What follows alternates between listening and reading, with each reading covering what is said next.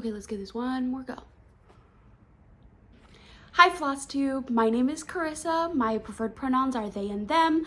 I wanted to come on today and film my first Flosstube episode. I have a couple of FOs, including one FFO for you today, as well as a small stack of WIPs that I've been working on for the past few weeks. So I figure we can go ahead and get started with my FFOs.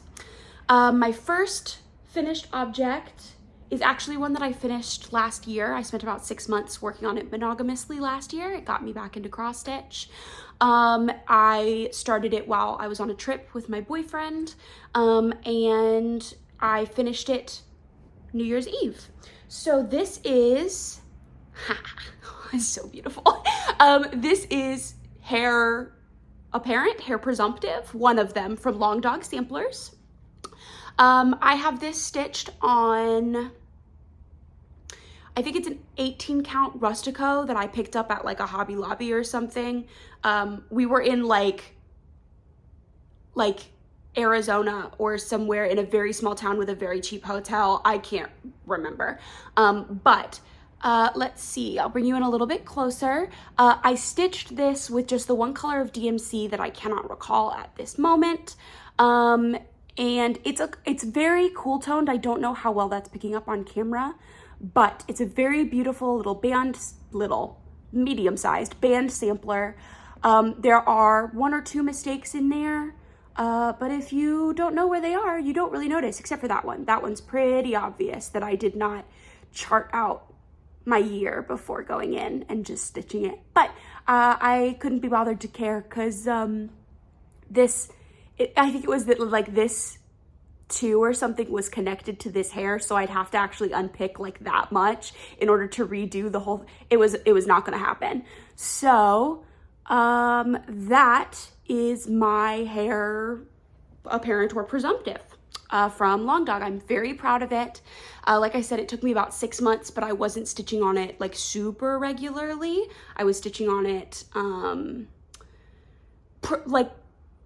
regularly, but I would go like stretches of a couple weeks without touching it, and I wasn't stitching on anything else at the time. So that is that. I'm very, very proud of it. Okay, my next finished object is actually an FFO. It's an ugly little FFO too. I love it. I did, let's see, what is it called? I'm looking at my notes. The Songbird by Modern Folk Embroidery. I did it in DMC 3852, 1/1 on 20 count Roxy Flossco Ada and Whiskey. So I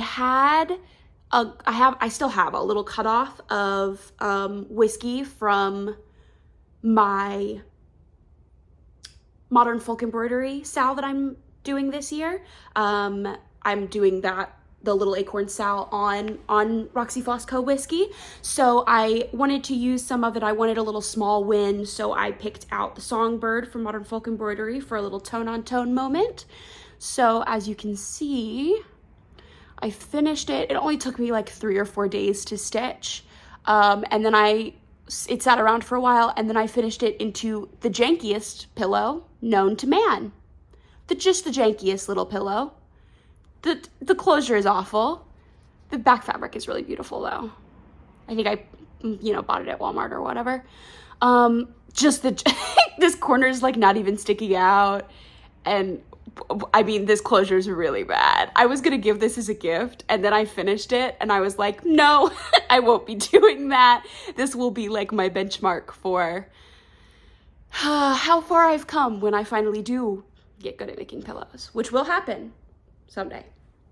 So that's my FO and my FFO. So now we can go into WIPs. My first work in progress is the Modern Folk Embroidery 2026 Stitch Along called Little Acorns. I started this on New Year's Day, I believe. Yeah, I think so. And this is, let's see, stats. This is in Roxy Flossco overdyed floss called Antique Wedding Dress. It's 1/1 on, like I mentioned earlier, the 20 count Roxy Floss Co. Ada in Whiskey. So, I haven't really been following Jacob's outlined recommendation for how to do the stitch along. Here and there, you know, January I did all of my infrastructure like a trooper, but I haven't been going in and following it step for step. I've been kind of stitching what calls to me. So this is what I have so far. Now, don't judge me for this placement on this fabric. I didn't know that I didn't need margins that are like fully 5 inches wide. And I mourn all of the fabric that I could have used if it were, there's a loud car passing by. I mourn all of the fabric that I could have used had I not given this thing ginormous margins. So I will try to kind of fold them over so that you can see the piece. So this is Little Acorns. As you can see, I finished all of the infrastructure. I have this little corner here done. I have half of this band done with the deer.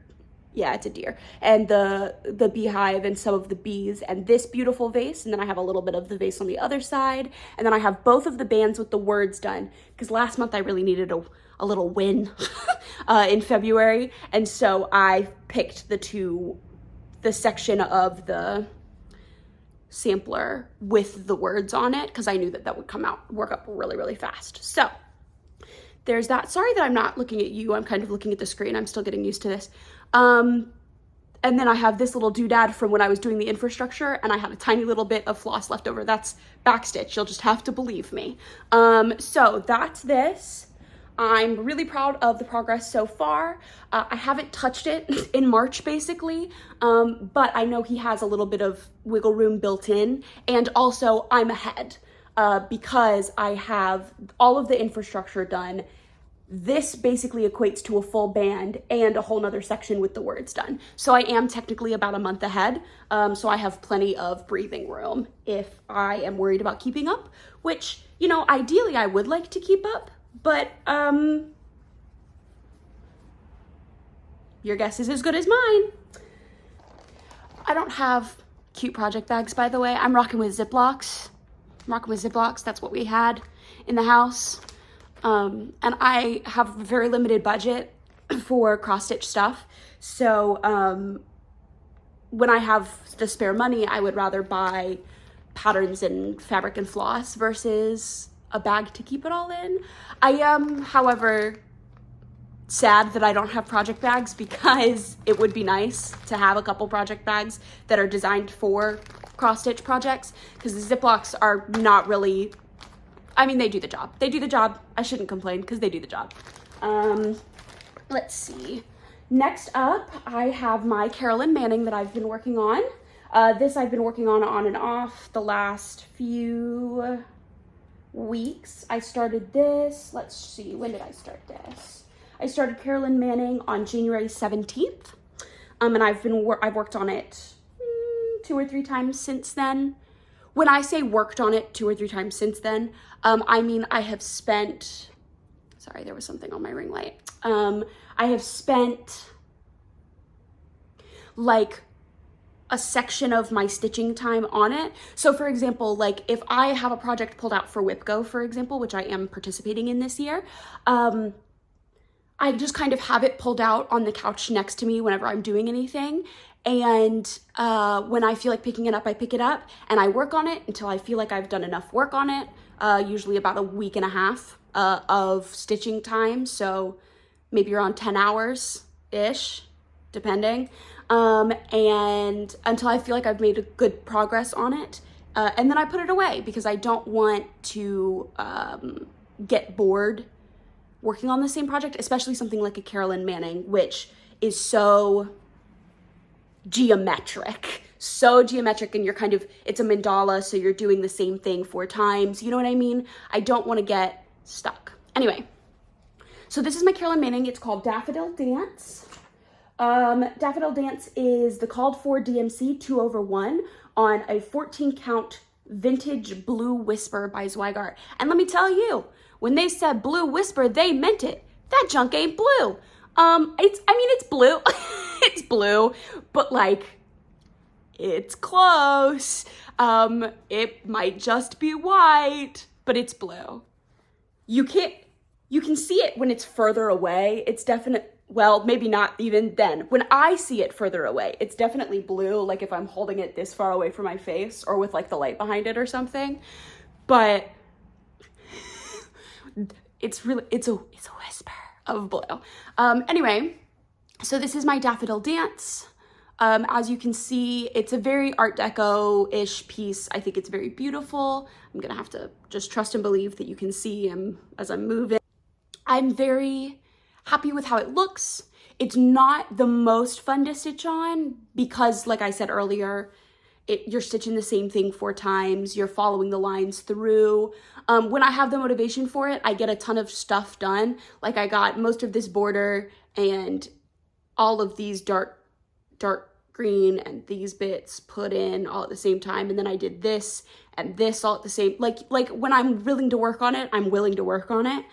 But I just can't do it for like extended periods of time without being like, I am so tired of counting to 6. I am so tired of counting to 9. I am so tired of counting to 10. So, that's that. I'm very happy with how it's coming along. And I hope to have it completed soon because I want to turn it into a gift. I keep having the impulse to like show off. Here's my Carolyn Manning project bag. Okay, next up, I have the Dimensions Gold Collection Christmas Village ornaments. I don't have them in my hands to show you because I have maybe like 12 stitches in one of the ornaments, and that's the entirety of the work that I did. I was in a mood when I decided to start those, and then it was way harder than I was ready for. I think I will probably maybe go into something like Wind Stitch and rechart those charts because they're not hard. They're hard to read. They're a little hard to read. On the paper, they're very kind of condensed and there's a lot going on the charts with the back stitch and all, which I don't begrudge them that because it's impressive how much they've given on like one sheet of paper, but it is kind of hard to look at. So I think I might rechart some of those to work on and make it a little easier for myself. So that's those. Let's see. And then I was working on my Songbird, and then next up I have Dearly Beloved by Sprouting Lupine. Dearly Beloved was my Valentine's Day-ish start. I picked it up for Valentine's Day. I started this February 6th and I worked on it until the day after Valentine's Day. So February 15th. So this is my, ignore my jank. I've got like paper clips in it, holding it together or whatever, you get it. This is my start on Dearly Beloved by Sprouting Lupine. Yeah, okay, so we can hold it here. It's on, let's see, give me the stats. It's the called for DMC 2/2 on 28 count Lugana in the color Peony by Fiber on a Whim. So this is what I've got going on. As you can see, I'm still missing a few things up here in this border, which is a really beautiful border, by the way. It's so stunning. And then I've got a lot of these vines and flowers in. I think those have everything, but who knows? And then this it's over half finished deer. He's got another friend on the other side. I'm sure I put up a picture. But this deer was so dense. And I'm not mad at the deer for being dense. I'm not mad at the deer for being dense. But that's, I think, why I stopped when I did, because I was on a roll with this bad boy. I was having so much fun. As you can tell, I did all this in like 10 days. Like I was having a good time. And then I got to this deer and he simply took a long time. He took a long time. And that's fine. It's fine. But,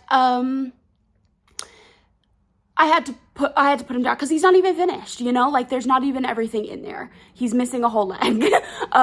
So I had to give it kind of a break because of how dense the deer was, but I wanted to finish kind of his main body because there's already sort of, you can see a line like right there where my stitches start and stop.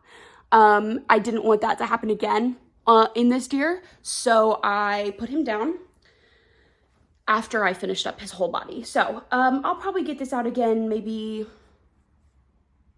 who knows when I'll get it out again. Maybe in May. It feels like a very May project, very warm end of spring, beginning of summertime project to me.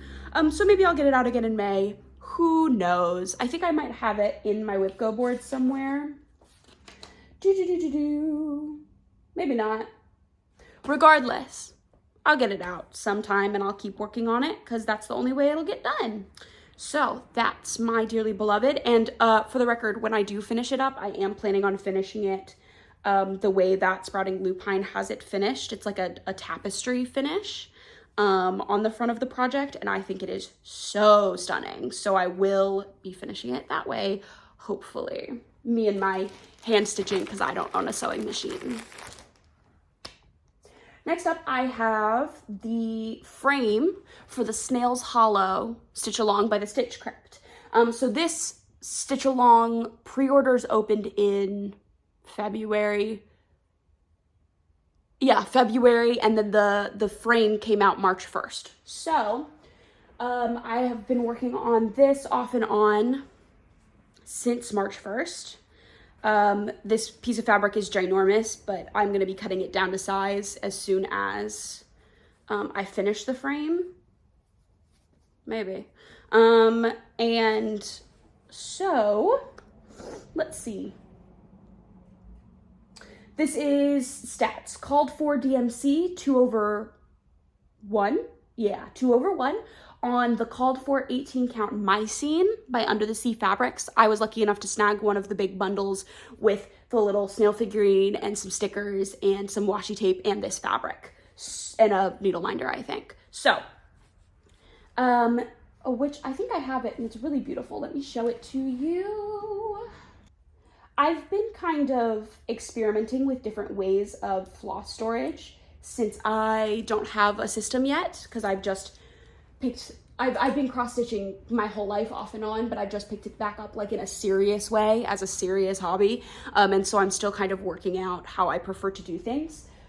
So here is that needle minder. It's so stunning. It's not my favorite needle minder I've ever used. Whatever it is about my needles that I have, I think these are John James 28s, I think, I don't know. They kind of reject, let me see if I can get you to see it.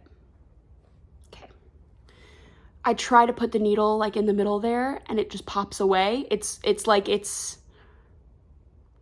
what do they call it when magnets don't want to, there's a word for it, but it's not reject. I don't know. Okay. So instead of like sticking up in the middle, it gets pushed to the side somewhere. And it makes the magnet not very strong. So I get worried about losing my needle. So I've been using the back as a needle minder. They still don't want to sit in the middle very much. Well, that's sitting in the middle, but I have to like put it there. They still get pushed to the side, but it's a stronger magnet. So I'm not so worried about losing my needles. Anyway, that was a riveting kind of, what's the word? See, I can't even think of the word. Whatever. Okay. So this is the work that I've done on the frame. Mycene is a really cool fabric. Let me unfold it real quick so you can see the whole piece. It's really funky. It's coming off very brown. There we go. That's a little bit more accurate. It's got a lot of modeling in it. I kind of went to this corner here, although I would have loved to have, you see that big bright spot in the middle. I would have loved to have, yeah, that big bright spot in my frame.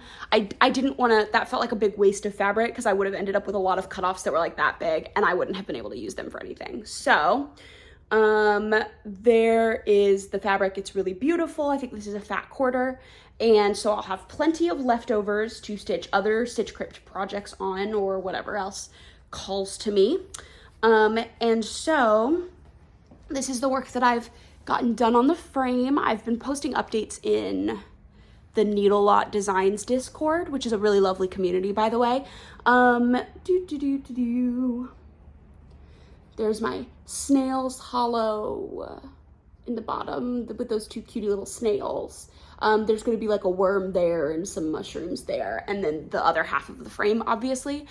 I think her name is Jen of the Stitch Crypt, said in the pattern that if you can't get the whole frame done by the first release, which I think April 3rd, Friday, April 3rd, then at least have the bottom and some of the right side done to count off of. So I have that much done, more because I have the whole right side of the frame done. We'll see if I get the left side done before the first release. Somehow I doubt it, because in my brain, it's like it's decided that the task is done, and so it's quite hard for me to pick this back up. But I'm happy with how it's looking so far. It's looking like it's going to be very moody and very kind of not grimy. That word makes it sound gross, but like, you get what I mean. It's a very moody, kind of grungy color palette so far, and the rest of the colors kind of lend itself to that. Oh, here's my floss bag from 123 Stitch with all my colors in it. You see what I mean? It's very, like, the brightest colors are kind of these light purples and light blue.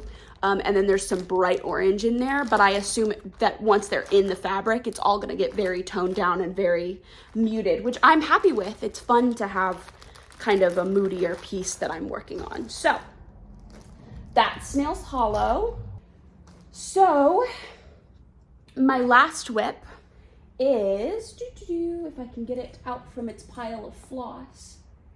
Oh, I was talking about floss storage earlier. Anyway, what I was going to say is that I think floss away bags might actually be the solution for me. I don't have any, but I'm thinking, based on what I've seen with other people, that floss away bags might be the move, because I wish so desperately to be a floss drop girly, but it's really hard for me to floss drop or bobbinate all of the floss before a project starts, and so then I have to do it while the project is going, and that's not necessarily a bad thing, but I kind of prefer just having like the skein of DMC and just pulling and then cutting and then just pulling again when I need more. I kind of prefer that. So I think, and it's also better for my organization, because I don't, like, this is for Snail's Hollow, for example. It looks like a rat's nest. It's not, I promise. It's just kind of squished. I have these parts from Adam Hart Cross Stitch. I was a member of her box subscription for a couple of years. And so I have a lot of them, and they work fine. These are really long because I fold my floss over, but, the problem becomes when I finish the project and then I have all of these little floss hearts just everywhere, and I don't have a way to organize them, and so I don't know what floss I have and what floss I don't have, and so I just keep buying more DMC when I need it for a new project, which is not really sustainable, I think, in the long run, because what's going to happen is I'm going to end up with like an obscene amount of half skeins of DMC, which is really just not and I don't need like 4 half skeins of the same color, you know what I mean? So we'll see. But I think floss away bags might be the move. I think I might commit to that, or I won't. We'll see.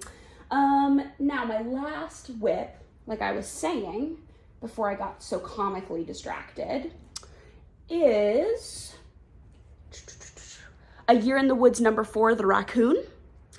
My friend Loom picked this out for me to stitch for her as a gift.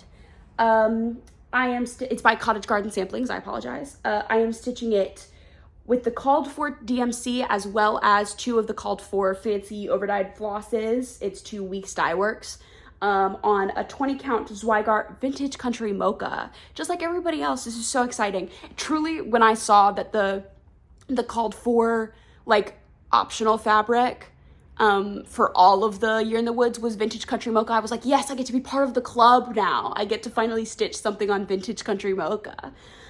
So this is my progress on A Year in the Woods for Raccoon. You've got a big chunk of its tail in. Actually, that's his whole tail. It's just not filled in yet. I've got some flowers and some vines, leaves situation, and this cutie little church, which is almost done. It just needs like a little bit of frame and some stuff in the windows. So eventually there will be this big old honking raccoon right up there, and then some more flowers over here. It's not actually a very large pattern. It is so stitch dense, but it is quite beautiful and small, especially on this 20 count. It's quite, the stitches are really cute. I am really happy with how it's looking. The way that the patterns are kind of layered in the stitch so that you're really not, besides the church, I wasn't ever stitching blocks of color, because even if you look at these flowers, like this flower, which is not complete yet, which has some stuff to go in there, I wasn't ever stitching like one solid line, or very rarely was I stitching a solid line. There's a lot of like going back and forth and skipping one stitch here and skipping 2 stitches there to come back and fill in later, which I was a big fan of. It keeps my brain very engaged. This tail is the same way. I'm trying to get this floss out the way.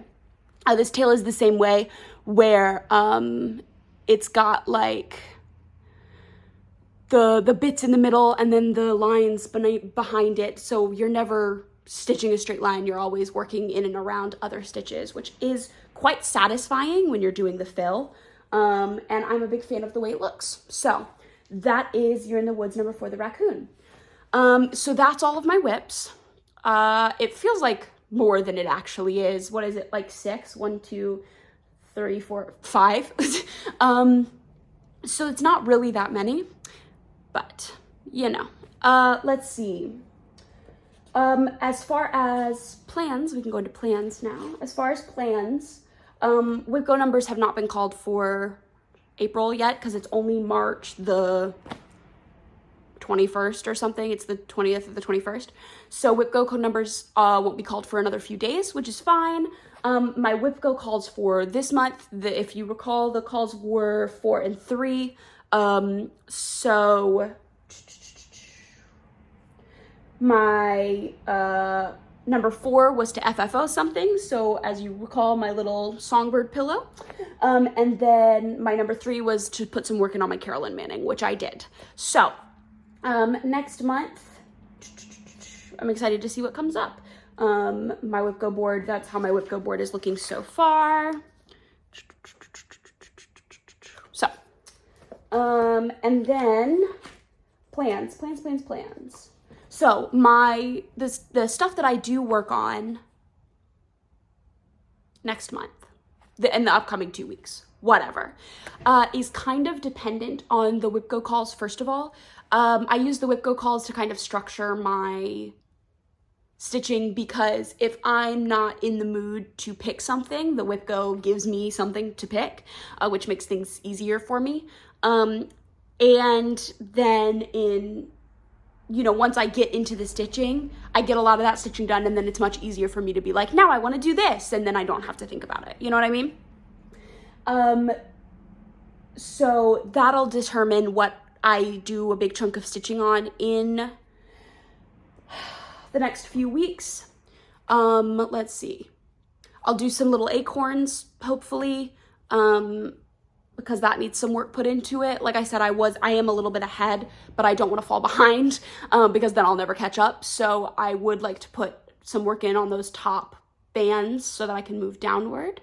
I will have the Snail's Hollow stitch along will come up soon, in the next couple weeks.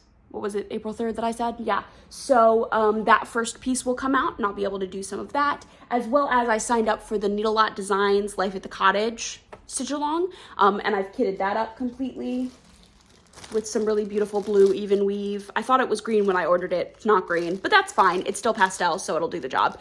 Some really beautiful blue 32 count Zephyr Lugana, which I don't think I've stitched on, but it looks nice. It's quite soft. So I'm excited for that. And there's some of the colors. It's very gardeny. I'm very excited. So it'll be my first Needle Lot Designs, as well as this being my first stitch crypt. So that's super exciting. I can't wait for that to come out. And then I have some Nora Corbett designs winging their way to my house from 123 Stitch. I don't think I'll start them anytime soon because the patterns were on sale. So I bought 3 of the patterns that I wanted to do, the 3 Mushroom Girls, 1, 2, 3, that I just adore. So the patterns were on sale on 123 Stitch, so I wanted to go ahead and pick them up while they were on sale. I picked up 3 pieces of fabric to stitch each of them on, the called for whatever it was. It's like a dark green, because I wanted, while the fabric was in stock, to make sure I got 3 similar pieces of fabric. And then I picked up the beads because I was already doing it, but I didn't buy any floss for them. I think they're almost exclusively DMC, so I can go to the store and buy DMC, you know, at Walmart or I try not to go to Hobby Lobby. So, you know, if not at Walmart, then I will probably pick it up from 123 Stitch again in another order. But I probably won't start those anytime soon. I just wanted to have them in my stash, which is not prolific. I do not have a stash. I'm working on it. But like I said earlier, I have a very limited budget for cross stitch, unfortunately. So I have to be kind of picky and choosy with what I am purchasing. And so stashing doesn't really happen for me because I'm not a member of any fabric or floss clubs or anything like that. It's just not feasible for me. So I tend to just buy stuff with the project that I want to get it done. As far as haul, do I have any haul? Like market haul? I purchased the cookbook and the Beneath the Waves floss pack from Abby at Top Knot Stitcher. And that has arrived. The floss is unbelievably beautiful. I could show it to you, but it will not translate on camera. The red and orange one was the one that I was most excited to see in person because it looked so good in the patterns and stuff. And I looked at it and it's like it's like fluorescent. It glows. It's amazing to look at. And I didn't pick up any patterns because I wanted to wait it out and get PDFs if I could swing it. That's just kind of more feasible for me as far as pattern stash.